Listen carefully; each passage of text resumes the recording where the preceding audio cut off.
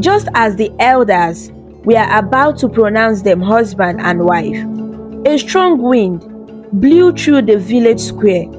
The sky darkened and the air grew cold. The villagers gasped and murmured among themselves. Suddenly, Chinazo let out a piercing scream and fell to the ground. In the heart of Igbo land, in a village called Umudim, lived a beautiful girl named Chinazo. She was known for her radiant smile and kind heart. Chinazo's family was well respected in the village, and they lived in a traditional mud house with thatched roofs. The house was surrounded by lush green fields where they grew yams, cassava, and vegetables. Chinazo had many friends, but none were as close as Amuchi and Uzoma. The three girls would often gather under the large mango tree at the center of the village to share stories and dreams. One sunny afternoon, as they sat under the tree, a young man named Azuka passed by. Azuka was handsome and strong, known for his bravery and wisdom. Chinazo had admired him from afar for a long time. Azuka, who was on his way to the village square, greeted the girls with a warm smile. Chinazo felt her heart flutter, and her friends noticed. "Chinazo, you like Azuka, don't you?" teased Amuchi. Chinazo blushed and looked away, trying to hide her feelings. Days turned into weeks, and Chinazo's admiration for Azuka grew. She dreamed of marrying him and starting a family. However, Azuka didn't seem to notice her. This made Chinazo sad, and she started to feel desperate. One evening, as the sun was setting, an old woman named Nneka visited Chinazo's family. Nneka was known in the village for her knowledge of herbs and traditional medicine. Chinazo's mother, Nwanyi Bife, welcomed Nneka and offered her palm wine. As they talked, Chinazo sat quietly listening. Nneka noticed the sadness in Chinazo's eyes when she was about leaving, and she approached her and asked. Chinazo hesitated but eventually shared her feelings about Azuka. Nneka listened carefully and then spoke in a low voice. "There is a way to make Azuka notice you, but it's not without consequences." Chinazo's eyes widened with curiosity and fear. Nneka explained that there was a special charm that could make Azuka fall in love with her, but warned that using such a charm was against the will of the gods and could lead to unforeseen troubles. Despite the warning, Chinazo's desperation to be with Azuka clouded her judgment. Chinazo's mind was in turmoil after Nneka's visit. The thought of using a charm to win Azuka's love seemed both thrilling and terrifying. That night, she couldn't sleep. She tossed and turned, her thoughts racing. The next morning, as the roosters crowed to greet the dawn, Chinazo made a decision. She would visit Nneka and ask for the charm. At sunrise, Chinazo walked to Nneka's hut on the outskirts of the village. The path was lined with tall palm trees and vibrant flowers. The birds sang sweet melodies, but Chinazo could hardly hear them over the pounding of her heart. When she arrived, Nneka was already awake, grinding herbs in a wooden mortar. "Ah, Chinazo, I knew you would come," Nneka said with a knowing smile. "Are you sure about this?" she asked. Chinazo nodded, her determination unwavering. Nneka sighed and led Chinazo into her hut. The air inside was filled with the scent of dried herbs and incense. Shelves lined the walls, stacked with jars of various sizes, each containing mysterious ingredients. Nneka retrieved a small wooden box from a high shelf. She opened it to reveal a tiny vial filled with a glowing liquid. "This is the charm," Nneka explained. "Pour it into Azuka's drink and he will fall in love with you. But remember, this is powerful magic, and the gods do not look kindly upon those who use it." Chinazor took the vial with trembling hands. "Thank you, Nneka," she whispered, her voice filled with a mix of gratitude and fear. She left the hut and hurried back to the village, the vial hidden safely in her pocket. Days passed, and Chinazor waited for the right moment. One evening, the village gathered for a celebration at the village square. There was music, dancing, and plenty of food and drink. Chinazor saw her chance. She approached Azuka, who was laughing with his friends near the palm wine stand. "Azuka, would you like some palm wine?" she asked, her heart pounding. Azuka smiled warmly and accepted the drink. As he raised the cup to his lips, Chinazor's breath caught in her throat. She watched as he drank the wine, the charm working its magic. From that night on, Azuka's behavior changed. He began to notice Chinazor, seeking her out and spending time with her. The villagers were surprised by the sudden bond between them, but they were happy for Chinazor. Azuka soon declared his love for her, and they became inseparable. However, Chinazor couldn't shake the nagging feeling of guilt that tugged at her heart. She knew she had gone against the will of the gods, and deep down, she feared the consequences. But for now, she tried to focus on her happiness with Azuka, hoping that the gods would not notice the forbidden charm she had used. Chinazor and Azuka's love blossomed, and soon, Azuka asked for Chinazor's hand in marriage. The news spread through Umudim like wildfire. The villagers were excited, and preparations for the grand wedding began. The women of the village gathered at Chinazor's home, helping with the arrangements. They pounded yam, prepared soups, and made colorful traditional outfits for the ceremony. Chinazor's heart was filled with a mix of joy and anxiety. She was happy to marry Azuka, but the guilt of using the charm still haunted her. Her mother, Nwanyi Bife, noticed the unease in her daughter's eyes. "My daughter, you should be happy. This is your special day," she said, caressing Chinazor's hair. Chinazor forced a smile and nodded. She tried to push her worries aside and focus on the festivities. The village square was decorated with palm fronds and vibrant fabrics. Drummers practiced their beats, and dancers rehearsed their steps. The air was filled with excitement and anticipation. On the eve of the wedding, Chinazor's friends, Amuche and Uzoma, stayed with her. They laughed and reminisced about their childhood. "Can you believe it, Chinazor?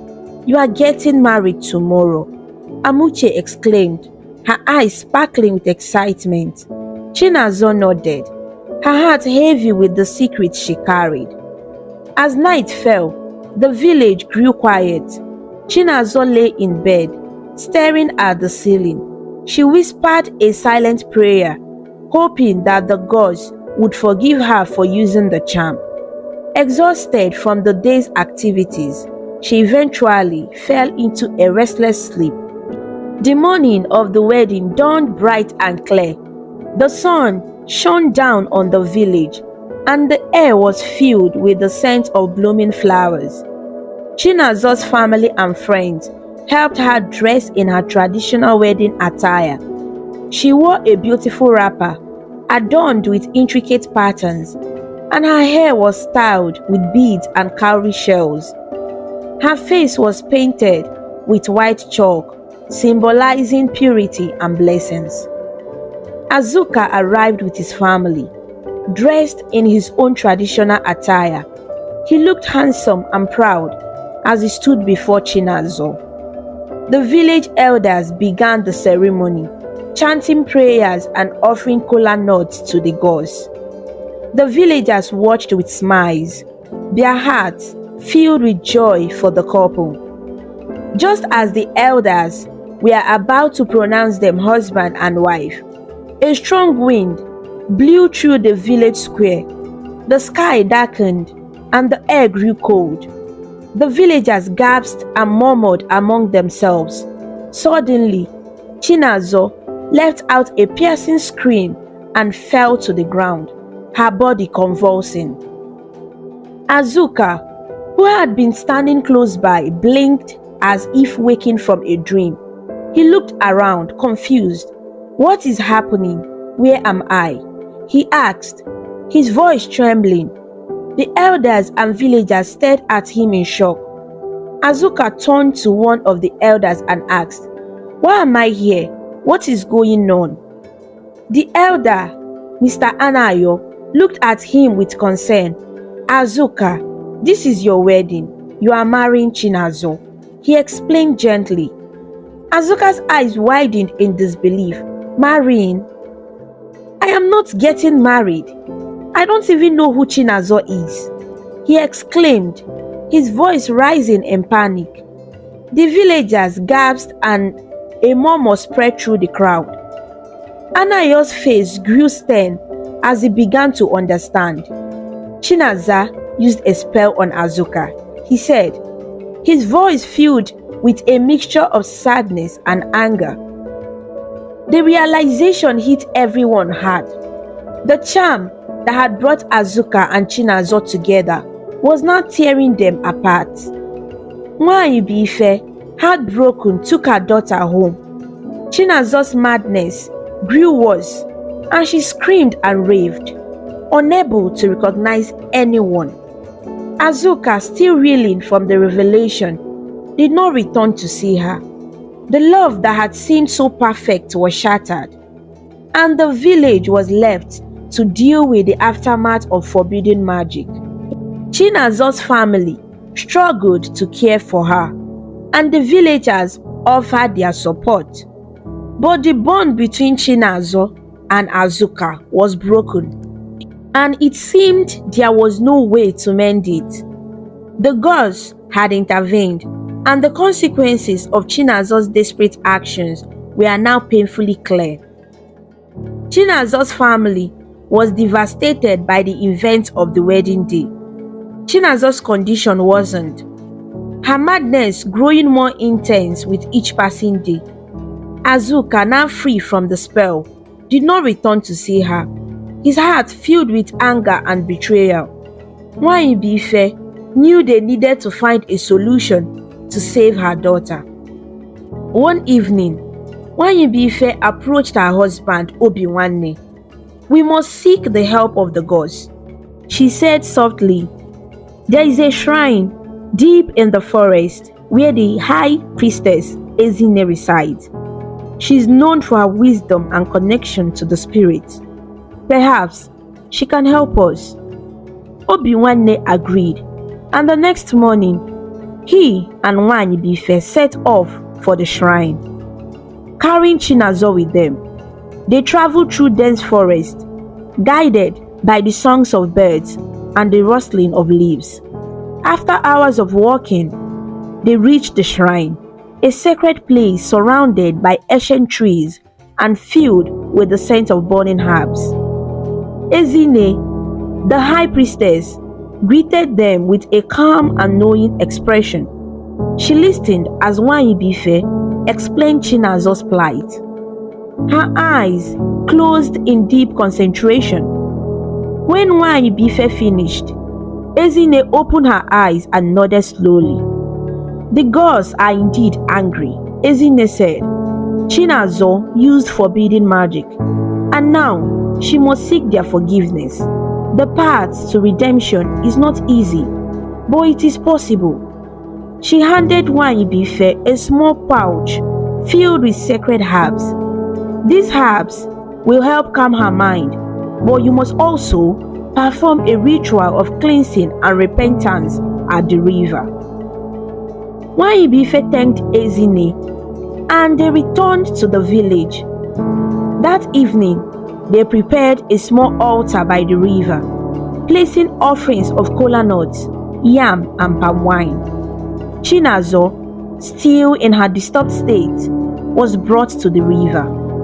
Nwaanyị sprinkled the sacred herbs into the water, and the air filled with a soothing aroma. As the moon rose high in the sky, Nwaanyị and Obiwanne chanted prayers of forgiveness, asking the gods to show mercy. They guided Chinazor into the river, letting the cool water wash over her. Chinazor's screams gradually turned into soft murmurs, and her body relaxed in the embrace of the water. After the ritual, Chinazor was taken back home. Over the next few days, she showed signs of improvement. The madness that had taken hold of her seemed to recede, and she began to recognize the faces of her loved ones. Nwaanyị and Obiwanne stayed close, speaking to her softly, reminding her of the love and support of her family. One evening, as the sun set over the village, Chinazor turned to her parents with clear eyes. "I remember," she whispered, tears streaming down her face. "I remember everything." Nwaanyị embraced her, her heart filled with relief and joy. Though Chinazor's mind had been restored, the journey of healing was far from over. The village elders decided that a final ceremony was needed to fully cleanse her spirit and ensure the gods' forgiveness.